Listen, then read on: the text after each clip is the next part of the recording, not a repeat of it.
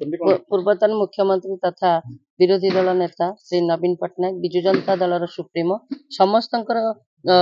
प्रिय जननायक साजी सारी एवं आपण देखिथिबे जेतेबेले तांकर ऑपरेशन कथा उठला समग्र ओडिशा रु शतप्रभुत लोक माने आसिकी तांको बाटे देकी गले तांकर ऑपरेशन जिबाकु जो बॉम्बे जिबार थिला एवं आज तांकर ऑपरेशन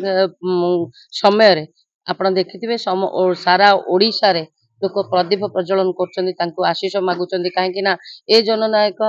भली आउ आसबे ना के से आम साइती रखा चाहूँ से आम समस्ते काली माँ बुढ़ी सातानी पाखे आज पंचमार अग्र प्रजा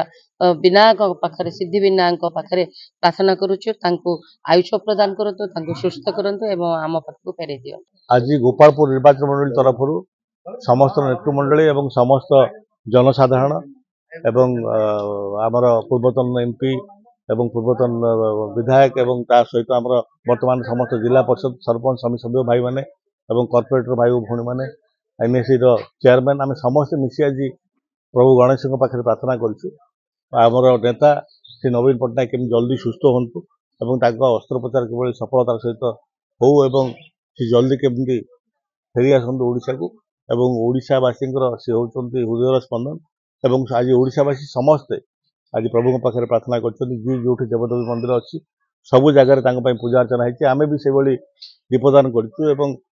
पुष्पांजलि देचु और आरती करूँ प्रभु गणेश किभली सुस्थ करके ओडिशा आणतु एवं से पूर्व भली ओडिशावासी सेवार पुणी विनियोग हूँ। पूर्वतन मुख्यमंत्री वर्तमान अवस्थ लीडर आज कोर्ट बैंक आज अस्त्रोपचार हम आज गोपाल मंडली तरफ मानव विक्रम नेतृत्व में समस्ते मेयर पूर्वतन सांसद पंकज साहू डॉक्टर पंचायत समस्त उपस्थित आज पंचांग पवित्र पीठ निवेदन कर अस्त्रोपचार सफल हो से पुनर्बार ओडिशा को फेरी आसिक पुणी 2029 मसीह से पुनर्बार मुख्यमंत्री कौन पूर्वतन मुख्यमंत्री वर्तमान विरोधी दल नेता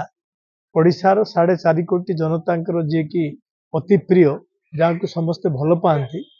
गोटे छोटिया ऑपरेशन अच्छी से सी केमती जल्दी आरोग्य लाभ करेंगे एवं फेरी लोकंर सेवा करेंगे से सारा ओडिशा रे गतकाली आज यही दीपदान कार्यक्रम चलती देवदेवी मंदिर में गतकाली ब्रह्मपुर रही सबू नेतृवृंद थे आज गोपालपुर निर्वाचन मंडल पंचमा जोटा कि आदिपीठ सर्वपुरातन पीठ से पीठ रे कार्यक्रम होकर आरोग्य कामना कर समस्ते आज दीप देइचंती एवं प्रभु ये कि अर्घ्य देवता जी की जहाँ आगे पूजा पाती गणेश से गजानंद पाखे प्रार्थना कर तुरंत आरोग्य लाभ आस।